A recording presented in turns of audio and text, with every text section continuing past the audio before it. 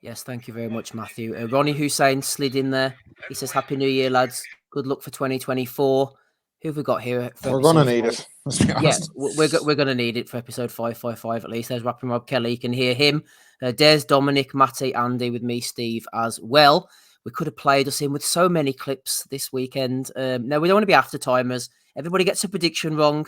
Yildirim's going to win the Super Series. Other things that we won't mention. We've all dropped a bollock over the years.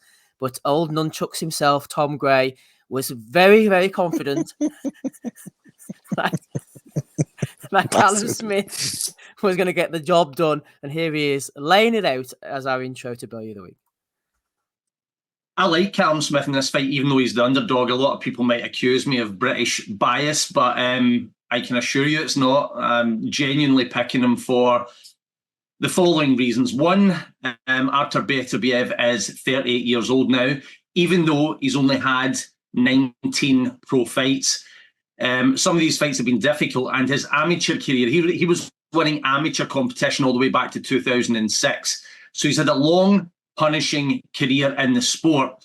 And I don't think, sometimes it's very similar to Deontay Wilder. You know, when Wilder was a big puncher, he would knock someone out and everyone would forget about the rest of the fight. It's the same with Beterbiev, who is 100 times better boxer than Wilder, right? But with Beterbiev, because he's on this knockout streak, everyone's just pointing in that in terms of optics. You know, he gets a knockout, But there is vulnerability there. He's been down before. Smith's former stablemate, Callum Johnson, had him down a few years ago against Anthony Yarde, who is powerful, but Yarde's punches were having an effect on him. And Callum Smith lands the kind of punches that you don't see. And I think if he lands the left hook flush on Beterbiev, he's going to get a reaction.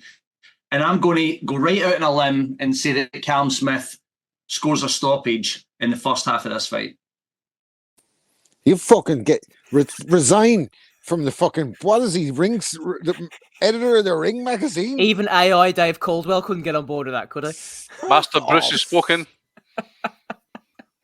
Jesus Christ. I don't think he's with the Ring anymore, is he? I'm still shocked that he was only paying 3-1 as an underdog. I like, all right, whatever. That was pretty easy money on Beterbiev there. He said Callum Smith hits you with the kind of punches you don't see. He's right. We didn't see any of them. They didn't. Funny, you know, that's the kind of guy who's trying to be different, like, isn't he? He's trying to be like, he'd get it right this morning, he'd be celebrating, he'd be like, I told him also, even though I went out on a limb and I didn't know what the fuck I was talking about, I told him this was going to happen. Watch the fucking fights. What part of anyone that watched the fight would think that fucking Callum Smith could beat fucking Artur Beterbiev? Jesus, Mary and Joseph. Funny, there's a short clip of an interview with Beterbiev. You know, it was only about 30 seconds. You know how short his interviews are, and the guy was asking him about the fight and how Smith, what challenges he presented to him, and he just sort of said in his broken English, sort of, we need to get out here to impersonate in a Russian accent, where he says, "I see everything. I saw everything." So he did actually see everything that was coming at him, like. But there you go. Tom Gray thought different. Tom Gray fan, Andy? I don't know. I don't really know the guy, to be fair, mate. I've met him in real life, and he's actually all right. Like, but like, sure. I think he tried a bit of an online persona, I suppose. Probably like his nunchucks and that, mate. Does his wee moves? Mm-hmm. But I think so. Good Good stuff. We wish him well. Who's ever won a fight with nunchucks, by the way? That was in films, wasn't it? Like a fucking, so what happens if someone comes at you with a fucking gun or a knife? You're like Kareem, what was his name? Kareem Abdul-Jabbar was his name. Yeah. Game of Death. You know, Chuck Norris. My God, man, that guy's taken some lives in his time, man. Fucking hell. I'm sure he was born a day Hitler died, actually. So that tells you about Chuck Norris's powers, man.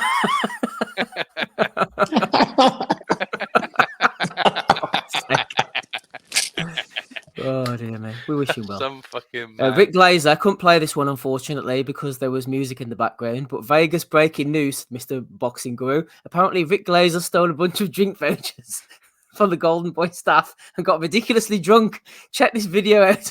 Oh, go and play it, man, please. I can't because there's copyrighted music, so I haven't even cut it. Shit. But have you got the link for it? Someone tagged us in, and Mr. Boxing Guru Boxing did. Guru, But I'm Rick gonna wasn't check. happy about it, Andy.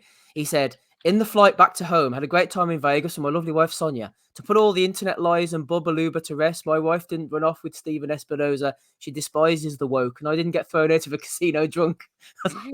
Drink in my life, nor was thrown out, period. Keep listening to the internet lies and Bubbaluba, and you'll be as dumb as those putting that garbage out there. So they are. Rick wasn't. Oh, slick Rick. Hold on. Nobody said his wife went off with Espinoza. I need to find out more about I this. think another guy did. Said you're going to open up a chip shop in the north of England or something. Oh, slick Rick. Wasn't Beat Bopalula a song from the 50s? Yeah, I think it was. Where's this Oh, fucking man. video? Rick One of this guy's account just now, can't find it. baby. Oh Yeah. dear. And many will remember a heavyweight from back in the day. Frans Botha fought Evander Holyfield, fought Lennox Lewis, fought Mike Tyson, fought Michael Mora, fought Vladimir Klitschko. If you're wondering what he was up to these days, life has maybe took a bit of a downturn for old Frans Botha. He's now popped up spamming his gym link underneath Wellington's LinkedIn posts. Oh. You know- Have you clicked on the link? What does it say in the link? I didn't dare click on the link to be Hey, honest with you, David, but- wait till you get to work and then click on the link. Blame you know, someone else getting access Life's to your took workstation. a downward turn for him, Andy, clearly, man, if that's what he's been resorted to. Jesus. I love the way Steve said he fought all those guys. I didn't win any of those fights. Well, yeah, okay. Maybe he did. I remember, did Lennox Lewis not put him through the bottom rope or something? It was a classic 1-2, wasn't it, from Lewis? I he think, just bang, bang. absolutely iced him. That made the Tyson. Then afterwards, Hit him he off the said, tell ground. Mike Tyson Lewis- to either put up or shut up. Lewis hit him off the ground like a fucking basketball, didn't he? It's like he's dribbling him. Jesus. Oh, Frans, we wish you well. Yeah, got plenty of videos this week. Before we do so, you know this is going to get mentioned, don't you? Here he is, Tony himself. I'm not sure we've done that little graphic, but Amazing. That's good. A Ryan Deal post, that one, eh? That's Now good let's to be. see this. It almost looked like the twins in the junkyard from the movie Nothing But Trouble with Chevy Chase from like 1989, if you remember that one. No, but he wants to believe. Tone with his tinfoil hat on. He says, obviously, we want to see Bivol Beterbiev next. It's a great fight, but please show me a fighter who's got stronger with age. He's 39 and he's getting more destructive. Physically, that's not usually possible, but he's doing great doing it. Great sport needs looking like baseball was. Yeah, I'll give you one cynical Tony Bellew. Manny Pacquiao.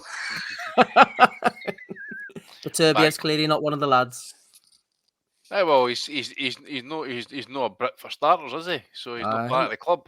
Bellew, man, like I'd like to actually thank him for slow weeks where he comes out with because like we've seen all this shit before from Bellew, but even though he's like aware of all the fucking people taking the piss out of him, he still continues this fucking shit. Like now he wants a full investigation into Artur Beterbiev for having an atypical finding, which is produced naturally, which is not the same as a failed test.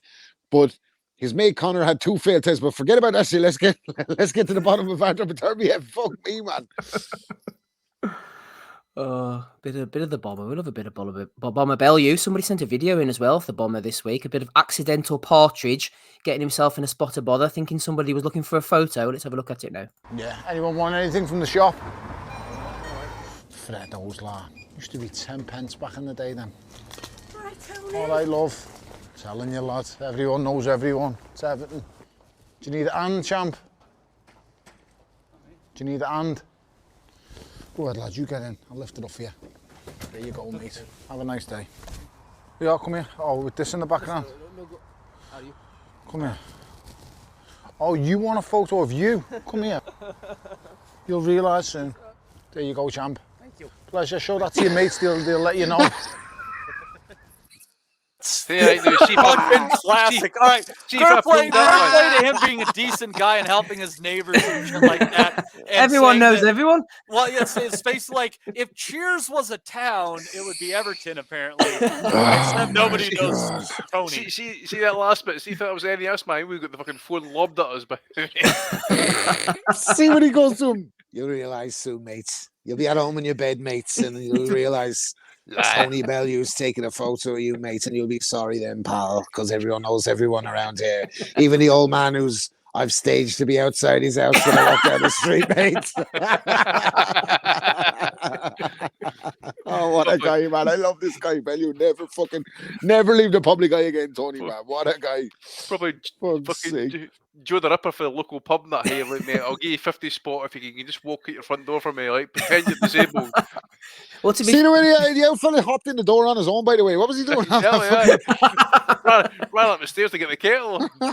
didn't read the script, did he? No. Oh dear. To be fair to the guy at the end, though, Andy, Tony hasn't been spotted in a while, so you wouldn't recognise him, would you? Well, exactly. Mate. He's been in the jungle for a while, mate, and lost a lot of weight. He's looking like the half the man he used to be. So Eating Freddo's, you sweet said Pence.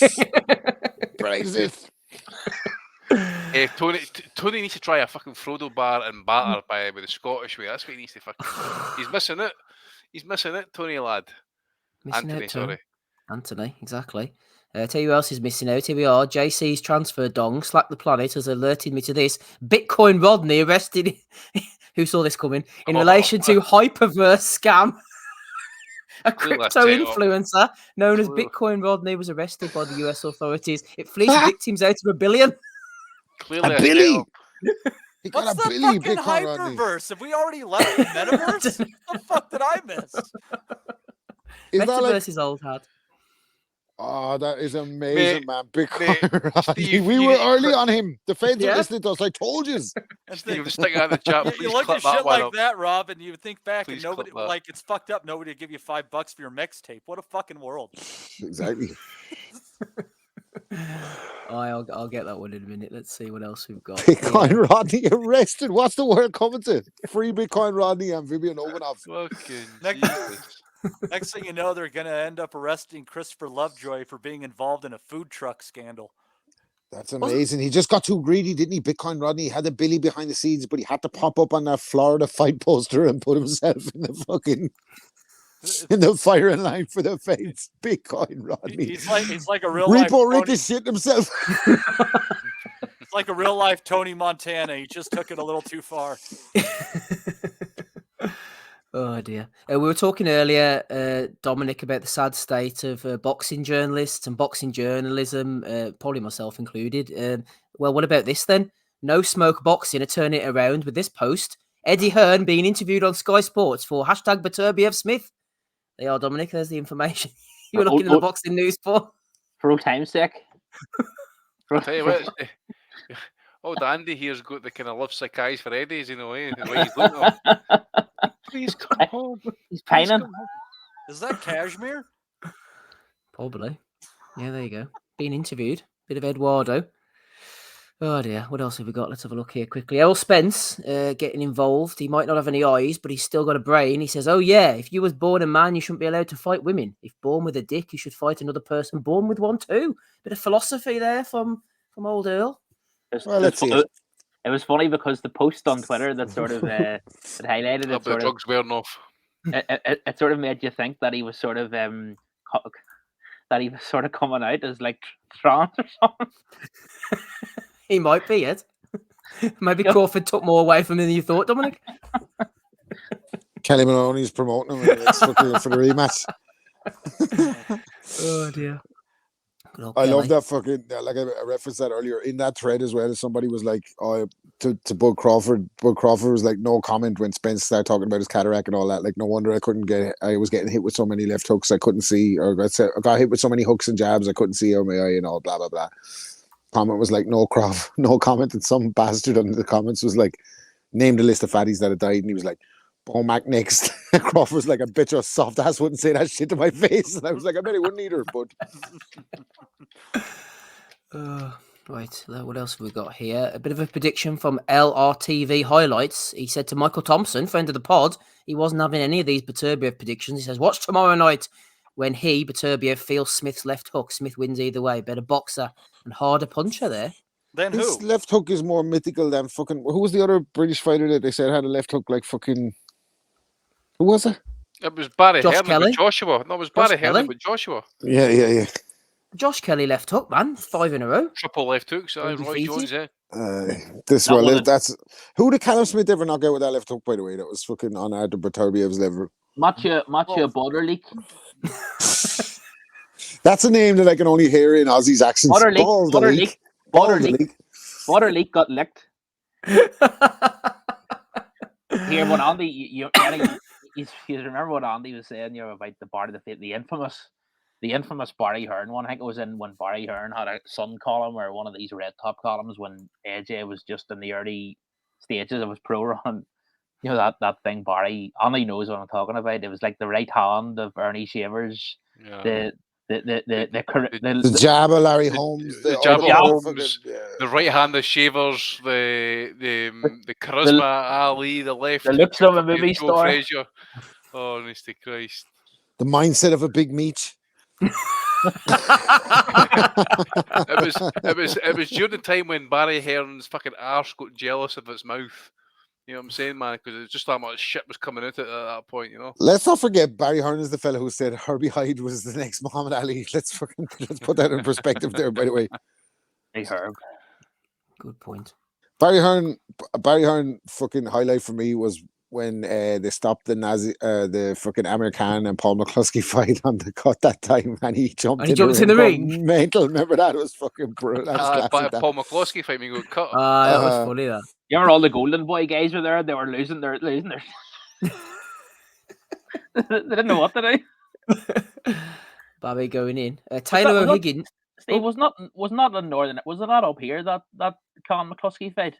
No, it was in Manchester. No, I think it was supposed to be on Skye, wasn't it, originally? And then the undercard fell through, and it ended up being on like Premier Sports or something. I think. Yeah, you're right, Steve. Yeah, you're right. I remember the one where he won the European title was up your way, Dominic. All right, and I love him forever for when he won, and then Brian Peters jumped on him, and he pushed him off. He's like, "Get off me, get all the fucking cameras over there. Fuck off." I must put up in Mahara Steve, was it? That was in Macquarie the same night as Rogie fought Sexton in the rematch in Belfast. They had the two fights at the same time. There was a press conference up in the Ulster Hall, the Ulster Museum actually, for Carl McCluskey, because I remember going to that. But no, the fight was in Manchester, I believe. Anyway, Taylor O'Higgins was tweeting out, he said, "You can see how Bivell's step-back counters are going to pose real problems for Beterbiev." And then Raf, Lucy 2.0, one of our analytical friends on Twitter, who we're big fans of here, he said, "To play devil's advocate, Beterbiev's flat-footed, yet still glides his feet very fast to re-maneuver angles. Given that the majority of Bivell's perceived flurries were in fact non-scoring shots, is there a danger focus or overstating the IQ gap between them?" That's what we talk about all the time. There's an IQ gap. This is just new language. This is new language, yeah. Steve, we're always saying about, look, if a fella can re-maneuver and there's an IQ gap between the two of them, it's going to be the fucking definitive fucking. The only IQ gap is in between his ears, man. What do these dickheads get on with it like, Flip? Man? I hate these guys. Lee Whaley would blush at that sort of nonsense. I hate these guys that watch fucking tape of boxing and they try to just use new language to describe what's happening. Do you know what I mean? It's like, it's fucking so infuriating. It's pure boxer size bench shit, and there's a million of them on YouTube. And some of them are like fucking like making lucrative bread, which is insane to me, because it's like they've never looked at a fucking fight before in their life. Like, what is he talking about? Is there a danger folks are overstating the IQ gap between them? For who? Who's the danger for? Fuck off. I don't know, man. My president once upon a time said misunderestimate us, so yeah, I love words. Yeah, Matty's on board with elusive Raf. Anyway, from the dangers of Raf to the dangers of Beterbiev to the outright dangerous. You thought Beterbiev was dangerous enough. He has nothing on this guy. Yes, it's the guard himself. I tell you what. A fucking danger, by the way. The camera on, love. The camera on. Here we are. I love it. I fucking love it. You'd rather tackle Beterbiev. Here we go, boy. I'm going to see you, babe. I was about to kiss you on the cheek. Oh, are you live? Yeah, we are. Yeah. Are you live? Not live, but we're. Good, thanks. I'm going to see you, babe. I was about to kiss you on the cheek. Oh, are you live? Yeah, we are. Yeah. Are you live? Not live, but we're. Good, thanks.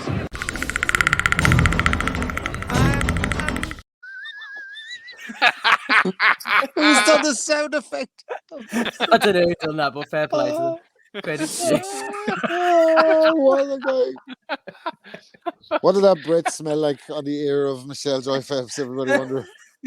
I was going to show that I was going to be creepy, but sorry, I'm back in character. Sorry. Did you shower before this interview?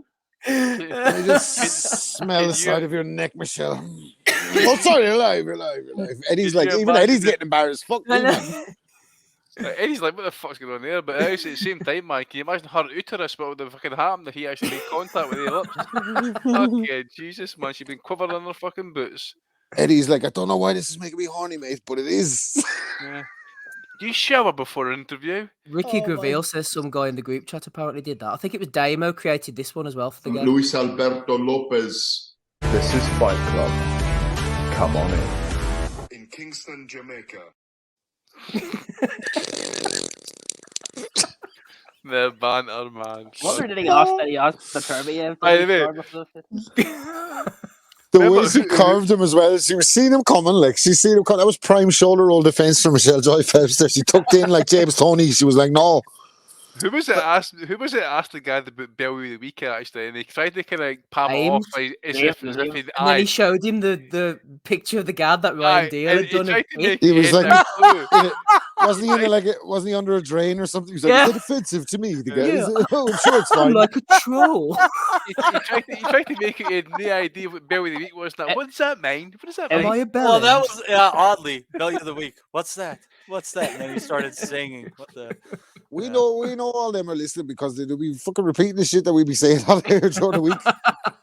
It reminds me, I was watching over Christmas there. They had the second Godfather film again, and you know when Michael asked Fredo, does he know Johnny Ola? You know how Michael or Fredo betrays him, and Fredo just goes, no, never heard of him. That's what came to mind when Ames asked God, does he know what Bellew of the week is?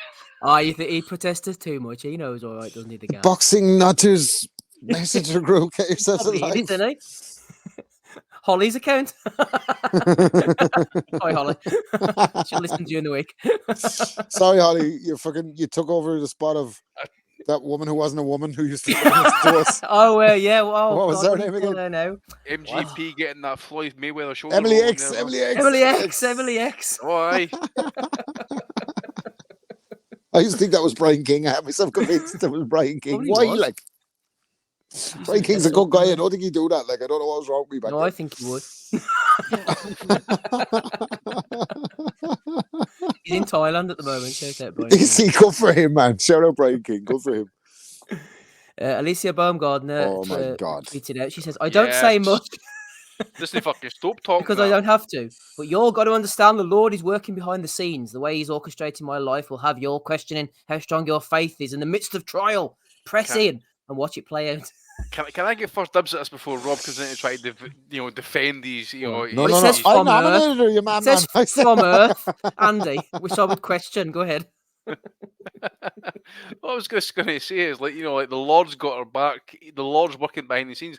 I think the Lord's a bit busy fucking elsewhere just now in the world trying to fucking sorry, Alicia Baumgardner's fucking positive PED tests over at Rob, man. Fucking hell. Like, Jesus, come on. Look, listen, I have shit on my mind. But what about Alicia Baumgardner's vindication? I'll get to it. I nominated this shit, man, because when she said, I don't say much, what? This bitch has not stopped talking since she popped off. I swear to God, every day she's on Twitter talking about her haters and God's work and fucking, I know you can't understand how a fighter is this. Like, honestly, it's over between me and Baumgardner, man. I'm going back to pen pals with Obanov. This shit is too much. What's wrong with this bitch? Like, she cannot shut the fuck up. Yep. Is this now the classic matchroom defense? You pop hot and then you talk that much that you convince the person that they fucking did something wrong? Like, I don't say... Do you know what I mean? I don't say, like Conor Ben's on talking about, like, listen, Piers Morgan, I've been having suicidal thoughts over this shit. Like, people are being, and they're like, it's not the people, asshole. You popped hot. It wasn't the fucking people. The same with this bitch. Like, she won't shut the fuck up talking. I don't say much because I don't have to. Well, how about you don't say much then? Vindication for Baumgardner. I just think we might pray to different gods. I don't know. Yeah, maybe. She's enjoying life. Yeah, apparently, Steve, did you see just on Baumgardner that she was on? There was some footage came out during the week of her and the goat on the same flight or something. I didn't. That's right. Though she had an interview with Shaq where she said she could beat the goat, and then the goat was on the plane and they were having a bit of verbals, weren't they? And the goat said, "Make sure you get me ass in the shot." Basically, that's what she said. Like, look, check out my ass. I look. Ames has put it in here. The chat. He says in the clip of her and Clarissa on the plane, she said something along the lines of, "She's come to see the bomb." On it, and Ames put it up there, Steve. See it? Yeah, she's like, yeah, you're following me. You're following me. And then Where is it in the Nutters group? No, in the live chat.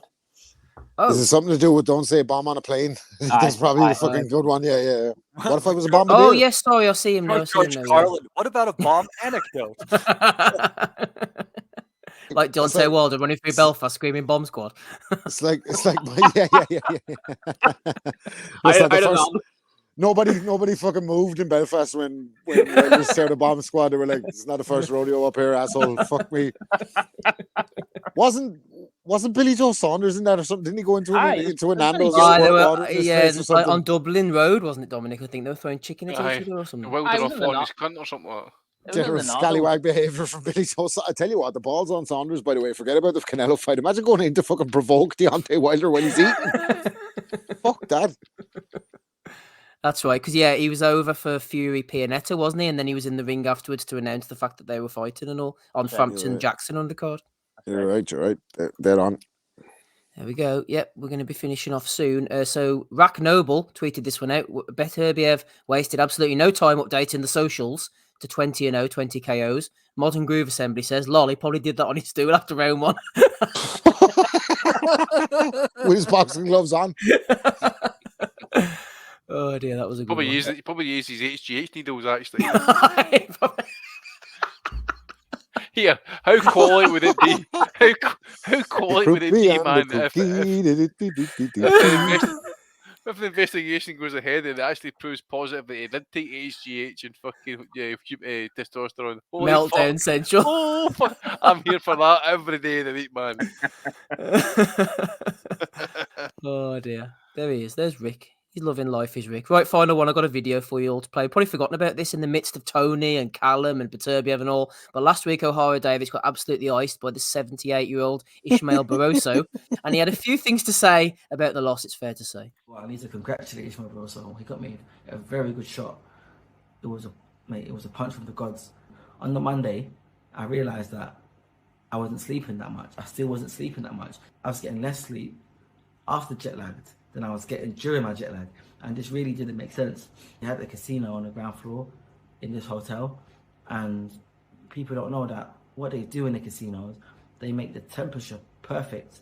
They put more oxygen into the air. This isn't a conspiracy, this is actually facts. I've spoken about this to many people, a lot of people involved in the hotel business, in the casino business that are in the hotels, and they pump extra oxygen into the atmosphere in the casino so that people can be there all day gambling and not be tired.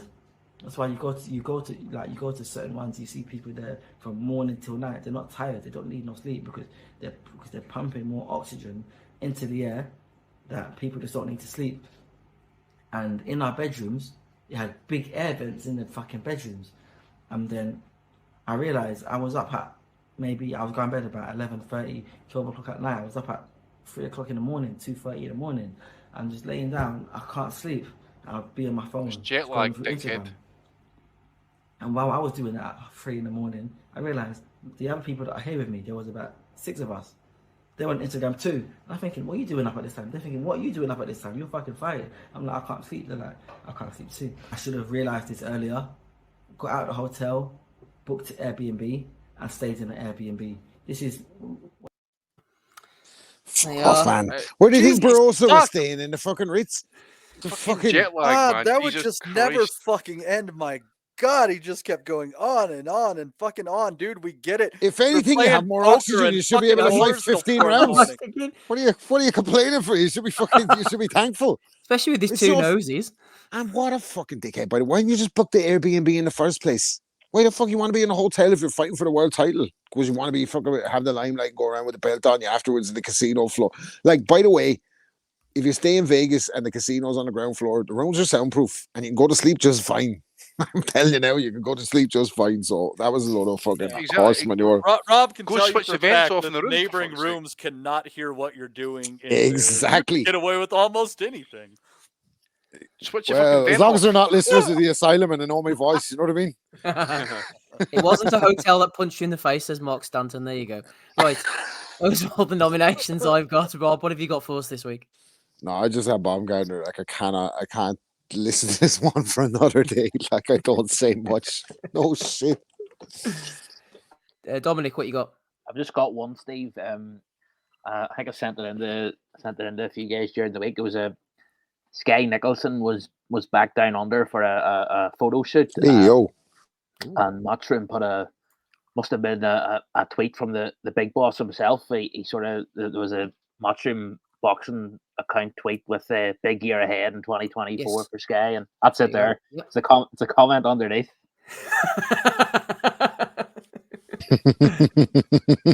Cheeky from Haroldo Lederman.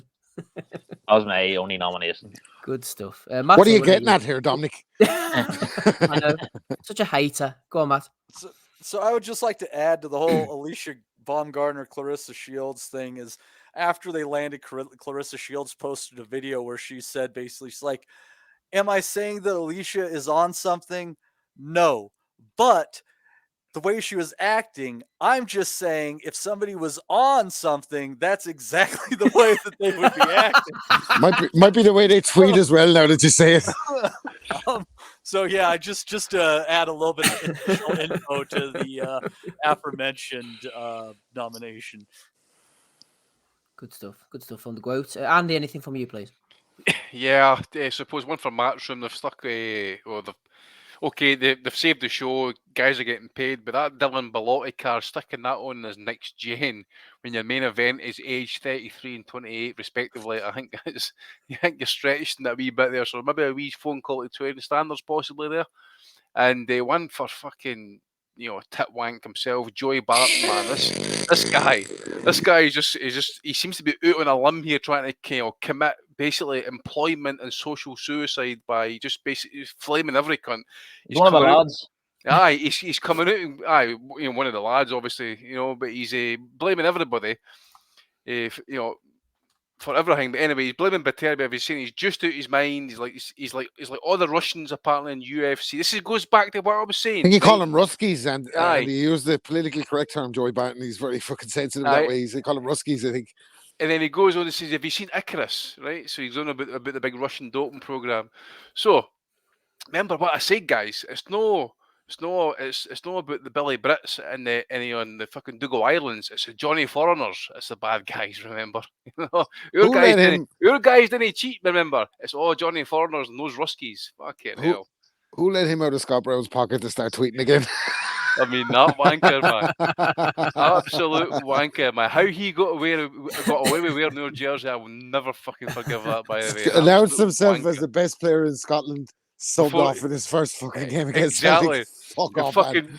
Turned up for fucking preseason training, literally fat as fuck, as Ozzy Smith would say. So fucking shut his mouth. That's what he needs to do.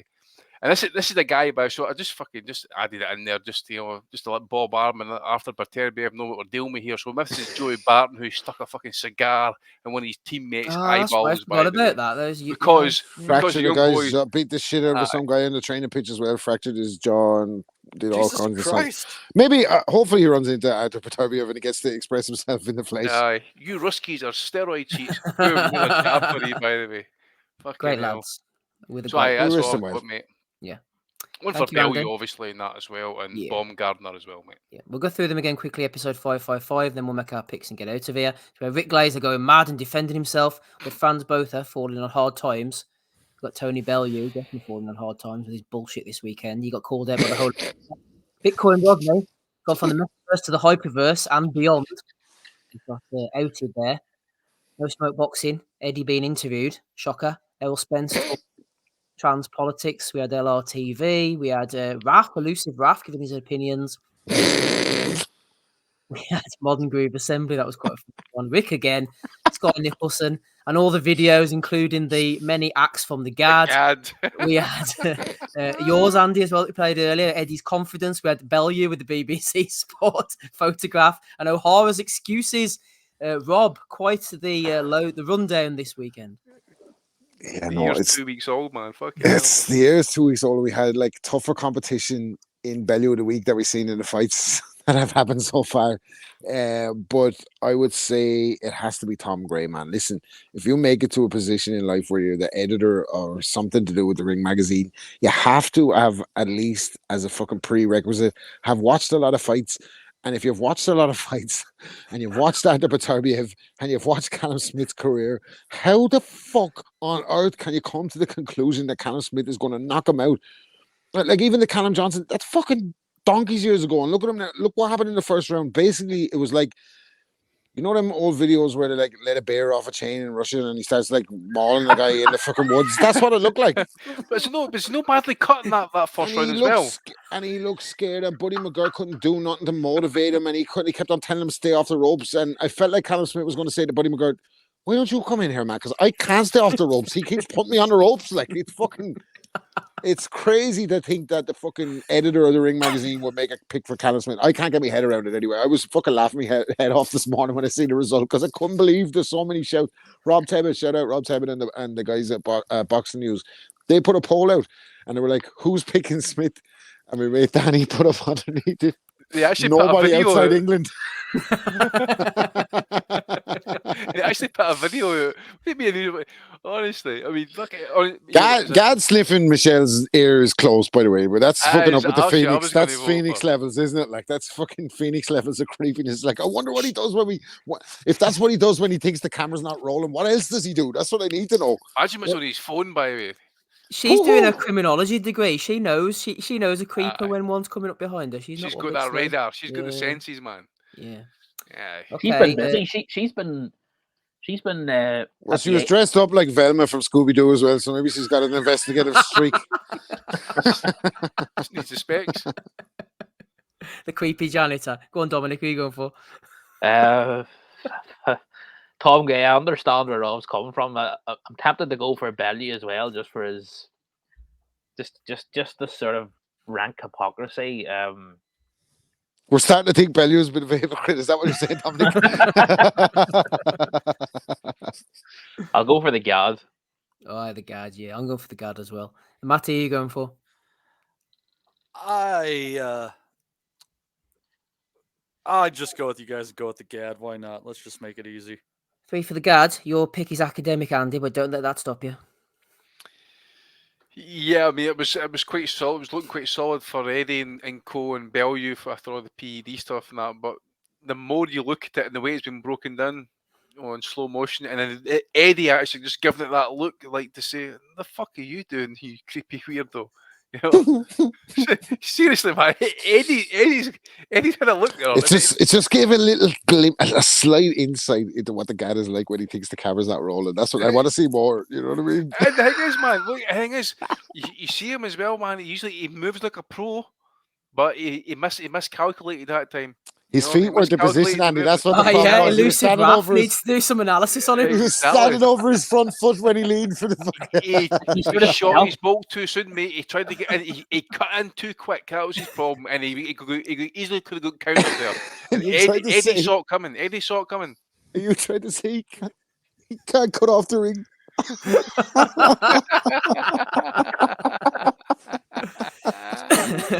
Right, before this descends into farce, congratulations, Gareth A. Davis. You are the Bellew of the Week winner for episode 555. Quebec City,